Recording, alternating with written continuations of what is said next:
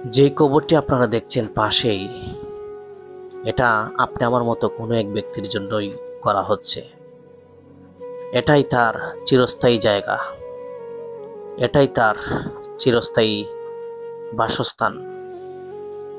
কিন্তু সবচেয়ে আশ্চর্যের বিষয় হলো, সন্ধ্যায় ব্যক্তি মারা যাবার পরেই রাতেই তাকে দাফন করা হচ্ছে, রাতের অন্ধকারে। সন্তানরা বলছে না, আমরা লাশ পাহারা দিতে পারবো না। আত্মীয় স্বজন বলতেছে না, লাশকে আমরা সারা রাত পাহারা দিতে পারবো না, সো রাতেই আমরা দাফন করে ফেলি। অথচ আপনি ওই সন্তানের জন্য, পরিবার পরিবর্গের জন্য, আত্মীয় স্বজনদের জন্য কি করলেন না?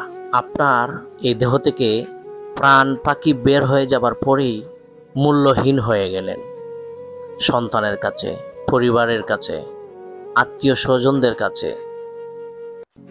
এই জন্য ভাইয়েরা আমার, আজকে মারা যাই, আজকের ভিতরে আপনি আমাকে দাফন করে ফেলবে মানুষ।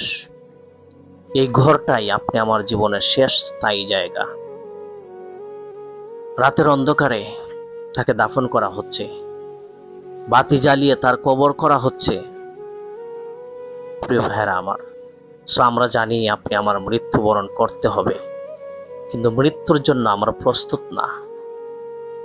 এই জন্য আসুন, মৃত্যুর জন্য নিজেকে প্রস্তুত রাখুন, সব সময় প্রস্তুত রাখুন। আল্লাহ তাআলা যেন আমাদেরকে ঈমানে মৃত্যু দান করেন।